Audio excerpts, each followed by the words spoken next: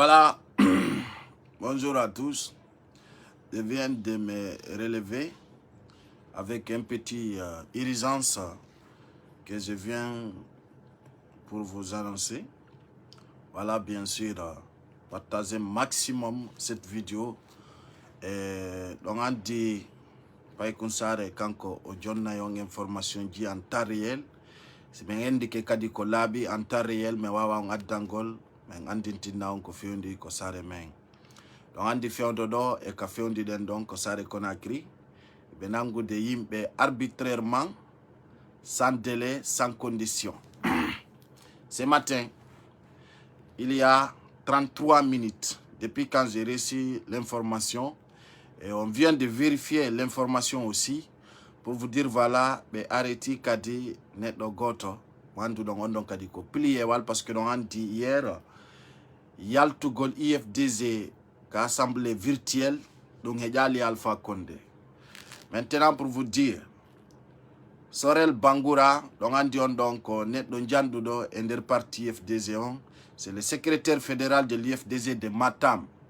Ande bimbinon alors on dit fiondodo à chaque moment on vous parle en temps réel. Mais John a information dit on dit fait de Conakry harakadi be Conakry humpita ki fimo. C'est pour quelle raison on fait ces vidéos. Donc détermination ande imbe no doit famoude c'est pas seulement le pull. Il y a même des sous-sous. C'est pour cela hier j'ai dit les gens devaient comprendre que même les sous-sous devaient comprendre que le pire ennemi de la Guinée c'est le seul Alpha Condé et son clan. Donc c'est pour vous dire, on soutient tout un sous-sous qui est arrêté arbitrairement. Et les jeunes sous-sous aussi devaient comprendre que Alpha Condé c'est l'ennemi de ce pays. C'est Guinée. Ande beyai beyeti police beyai kaodo parce que tout simplement, il est militant de l'IFDZ. Donc, on devait comprendre cela. Alpha Condé c'est le premier ennemi de la Guinée. Les sous-sous devaient comprendre ça. Les Maniqués devaient comprendre ça. Tout un personne et tout un Guinéen doit comprendre cela. Très tôt ce matin, le débarqué Kama Kofi Beanda Moben, mais on l'a en mot parce que les gens qui pensent que l'IFDZ c'est pour le peuple, ils se trompent. Mais on l'a en mode, puis on va voir des images Macron. Alpha Condé, Kalako Formi, et Kofala Wadde, ene me wawa andude. Kala mo yanani. Wala mofala jatude e ore tonye me wada yontigi alert. Wano odoni police no sikude menem men famali be aretimo.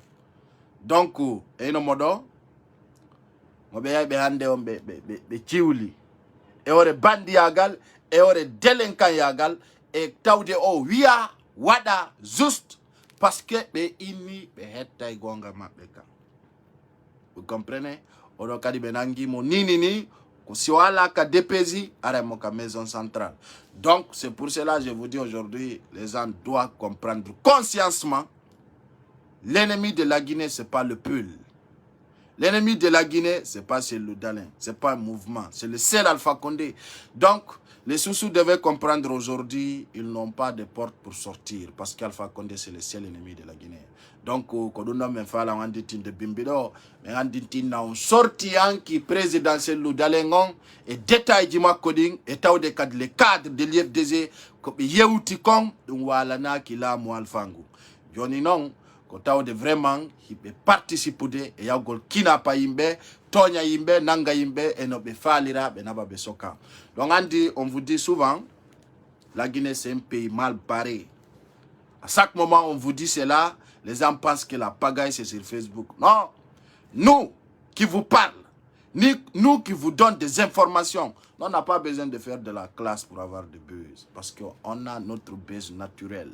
Donc, ce que je veux dire à qui ce soit, la Guinée nous appartient tous. Donc, ce qui reste clair, c'est la vraie, c'est-à-dire c'est la vraie information. Et cet message que je vais donner à la jeune Soussou, surtout la génération de 2021.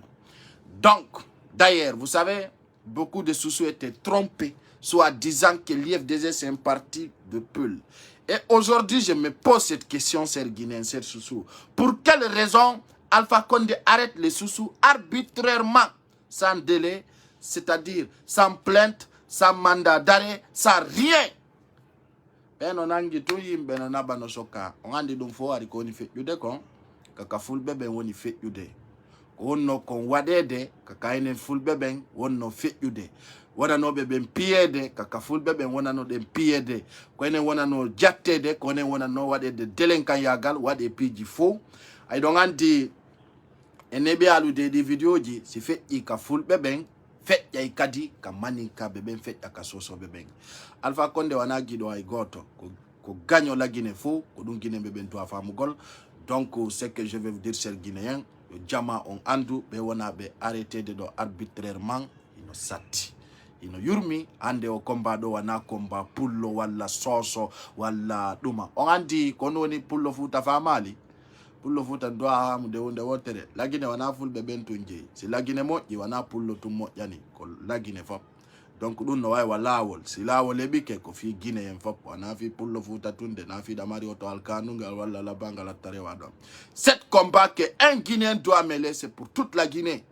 Donc c'est ça qui est clair et net.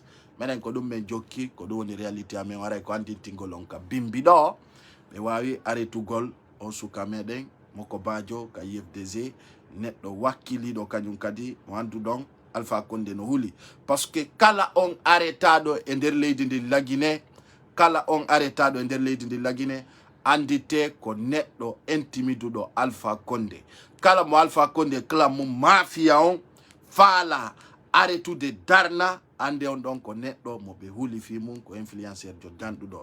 Donc aray den soutenimo kanko kanko Sorel Bangoura donc andi ko kanko woni et voilà le secrétaire fédéral de l'IFDZ de Matam. Donc donc andi bimbido be yawno be arrêti mo kamako no be arrêti non Souleymane Condé no be arrêti non et on a une imbe bouille emparé. C'est pas seulement le pull aujourd'hui, c'est tout en tour. Ça tourne pour tout un Guinéen. Donc, ande comme il faut aller de Guinée beben fou, engebi gagno kale dimen, engebi yimbe wombe, c'est-à-dire wombe kinapu de yimbe e ore tonye, e ore bandi yagal, e ore delenka yagal, tawata kadi e legnol gotol wawata itude runo. Donc moi ce que je vais dire, je rappelle à tout un sous de comprendre que l'État, qui se disent l'État, le clan Réni qui est là, c'est des bandits. Donc aujourd'hui c'est le tour de Soussou d'être kidnappé. C'est-à-dire aujourd'hui, toute une personne au Tawata honnête leur solution c'est arrêter la personne, il faut en prison. Donc, quand bimbido, tele la Guinée, Alpha Condé olani hulugol. Olani wunugol intimidé. Tawde ande mapunde makko nden hino sattanimo ko tawata o wawata wadugol sina siga dum do. Donc andi ko be nata kon am bon pular e yaltugol yaha ko jananiri ko dernier solution bido gorko. Donc sergine en ara ko andi tingol Guinée be ben fo ko yo senduto video do fi famille di makko din yo andu be arretimo ko do wadi si mi wadi o video do ko fi yo famille makko ngando awa wana birdi information on ko pay ko sare jonnimo et en fait haray ko réalité kadi wana fenande on famille ka hino pijidi be arretimo. Donc c'est pour vous dire, c'est clair et net. Haray mo kala yo partage andi ton c'est depuis et sûr haray hay sutti internet go sous sa ta yaltingol parce que une fois que ko tawata ko bafoy wala ko fabu ou bien ko damantan Albert Camara sigadi bandiji donc arrêti goddo déjà be intimidate tao tous les médias guinéens. Ça c'est un. De deux, kala on yaltin do sourson e la Guinée tawata oui hara wana kambe wadi décret on parce que donc andi be mari système si be arrêti goddo taw ko accusation arbitraire be wadata yore on tigi do yo be formude dun don parce que ni be andi oui min pay konsare mi humpiti jama on o arretama ya joni non sago mabbe nun dun do na yo ando ha wada 3 jours 4 jours ha 5 jours sabon dum fiyo be waw yawde be lettamo be wowli namo ko andi e ko anda be bransa mo courant ɓe tortiramo e ore pénale.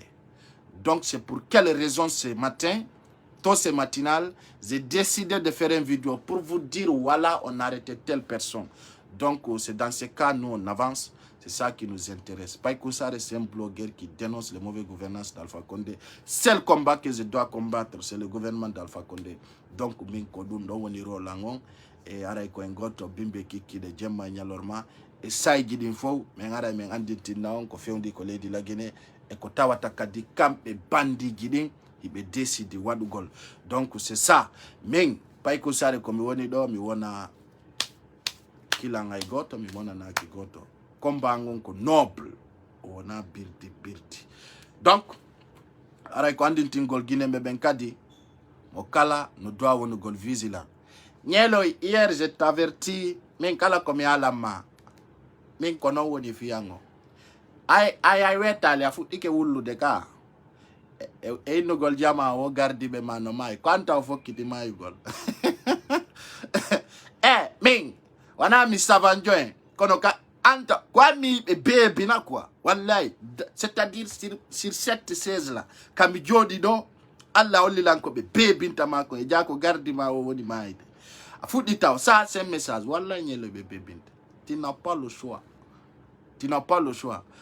ay min ko anki mi alama même pas 24 heures tu as eu un résultat mes garde corps ingaye et yo mes garde corps sont décidés fidèles c'est que des pénales no golla c'est des délinquants réunis comme ça et kala kabe vidéo live be nata e wadu gol un sponsor ji mabbe afudi taw no gol gardi be mamayi ça ne fait que commencer mes sœurs guinéens meng peñante kono wanande maïnton afudi taw no gol ko gardi mamayi toi-même en personne tu seras empoisonné par l'état. C'est moi qui te dis cela. Bembe on ayade doga kamun fiyo be wantina ne koka un ikasi un yara ko benga empoisonné tama. Ça, c'est un début de commencement. Tu parles de garde rapprochée. Un gars est garde du Amaï. D'accord, dit quoi? Attends, je te dis, c'est toi qu'on a raté là-bas. C'est pas un garde rapproché. Ça, je te dis depuis hier. Donc, c'est Guinéen, arrestation arbitraire, quoi, égoïsme. Seulement, c'est les sous-sous actuellement. Et c'est ça qui me fait pitié. Et pourtant, on avait dit, on ne veut pas que ce qui est passé sur le peuple se passe les sous-sous. Mais Alpha Condé va mettre tout un Guinéen dans un même marmite pour vous préparer très bien. Alpha Condé o wada yon ender wurere onon Guinéen beben o wada on ender wurere o defa ende wotere abenda o saditano. Keko jaden ay ko do woni wadde. Donc ko video do ko mi profite mi wadirimo ara ko andintin golon parce que be arrêtimo sans se rendre compte. Donc famille mako ngaraino anda jonno langandi pa ka Païkou Sarr woli do ay ka central c'est couture ya be andi parce que min comme woni blogueur jo direct ay si mi ubini ko yimbe ben c'est couture ya to landarude le seul blogueur guinéen est reconnu encore. Mon amoni, yo pas. Le seul, je dis, il n'y a pas, mon Dieu. Il n'y en a pas. S'il y en a, la personne n'a qu'à sortir. Maintenant, l'air de me des vidéos, mais 1000 personnes. Yes, le seul Païkou Sarr. Le seul. Hey, amoni. Mi mono wa gere wala Alpha Condé. Amono wuli hunduko. Wala mono mari hunduko njanduko. No wa hala. Wala gouvernement Alpha Condé. Ala mi andi way an ka vrejo na bird kono en gol no mari hunduko janu way wolude andi fi leñol on aya la Alpha Condé kila makko ko dum mi ali stayda andi way hunduko makko no hewti koppule dengal mangal no fedditi ñije de aya ala na Alpha Condé gouvernement makko aminde eno do bandiru delenkaru wonnondu wonnondu wulbinde yimbe e nder la Guinée bandiru sikkunondu mayde arata woko be gardiñeloy bandiru delenkarru non go woni hollude do min on anki mi yibe bebinamo e jako mayde gardi makko woni arde oy bandiru ndo inondu ndu may Nous faut au bandi délinquant vop, i bandi di délinquant. Imaye mok ayorne. C'est moi qui vous dis et je vous parle sincèrement. Et mi alta kodu minong mimina tata e birdi birdi. Mi alta komi anda. Kala komi hala mako pazan tôt ou tard. Ay résultat clair. Ah, so itu mi mini unde. Mi wada zanna doute zanna mar ande wu ya la cause. Ah, ya la cause. Min komi woni do buyanda kono yeso wana benni wo andi fo woli fo nafata fus kono wana hande ko jango woni ko men jaboyton be wonbe komantude do fo jabota ko ngande de 3 mois après 1 an après pay ko sare jaboyton o andi wana nyande muluku moda toni wojjata fo kono fo wana gotunde ono wonbe komantude do onen de kis taw yajjutude. Aucun de nos vidéos sera supprimé. Kala on andu do commenter au nom de qui ce soit. Andite artoye nyande go kapai kusare rappelion. Konko wonno don commenter de foko pena la ran so staka de yetude. On andi ko dum minataw. Atanyale yaw jangala de kala konko jokkuda andu siko gonga e siko fenade. E ko dum mi mari ko mi ala non. E wona gagno fus. Donc ce qui reste clair. Aray o gardi jodo wo ono tawano ko wonno bambande nyelo e wore penal ande non kanko kadi o wayntike kadna do aray kono ngande toroto yalla yafo mo ka kono inno do yewte ndo o bandi do si wayno ndire o bandi delinquant do mai ande non dum mai dum kadi hebi ler didi depuis mai wobbe no indi dum no mai nyaasidi wobbe no indi dum no mai donka wobbe no kama iri way mai alhamdulillah mi ngondo ala ko mi wola e mai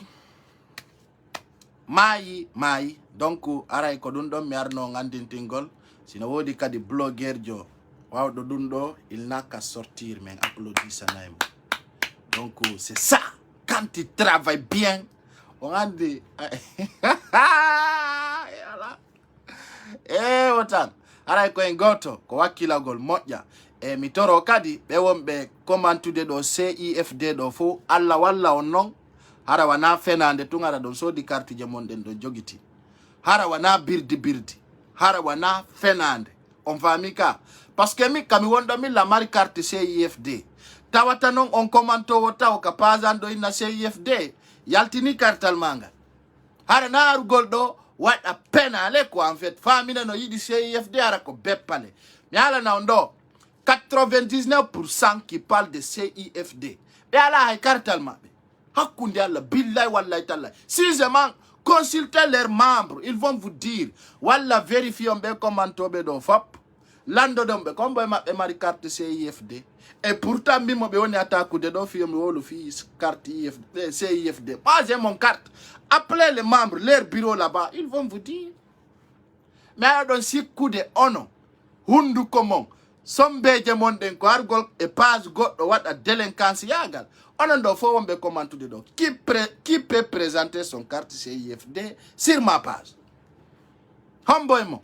Ko fenande tun wondo ono wonbe commenter do fo si on fala be soutenude nargo le page wada birdi allez acheter leur carte on va voir et moi en personne qui est là moi j'ai déjà mon carte là-bas mais ça ne pas s'agit de dire voilà je suis là j'ai les cartes c'est pas mon problème moi quand je vais soutenir un combat c'est pas dans la bourse j'ai fait l'action et les personnes qui connaissent dans leur membres bien on a fenande kono ono wonbe wolde do ben fop ko tapale tout ça landike do chapantatu ata dans la carte CIFD mais non on rentre pas dans la classe ce qu'on sait on sait et c'est que les gens qui ont organisé cela ils savent bien que si je les soutenir ou pas donc c'est la mari applaudissez pour la personne qui a et si tu n'en as pas ya soda ara no n'a pas que ça même ça dit carte CIFD oh non CIFD. Ça sort, il n'y a pas de problème. Mais on a comme tout mouvement, comme il on a responsablement.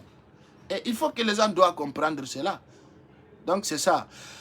Donc la Guinée, si don sodi goyon jarama son sodali kadi ming mi wadi comme mi wawi kon ça c'était une carte et puis voilà point barre. Moi j'ai pas besoin de dire ça et puis no gasa be wonbe arde do pocho paccanno fo ko eccianki ara sodu do ara wobbe no do buy kadi wonbe boltude e winde CFD be ala carte to andi ko dun tampini buy yalte applaudissa sellu dale ara e carte d'identité be ala ça veut dire quoi moi la carte d'identité na ba carte électeur donc terte on pocho paccamo ngom birdi sa walla goddo ana ko hunduko a waday men yiya donc c'est ça ser guinéen ser compatriote haray ko andinti ngolon dum ka bimbi do haray ñeeloy ankadi be paacinte abbotung ayondo mayi taw ka gardi ko lorno da kon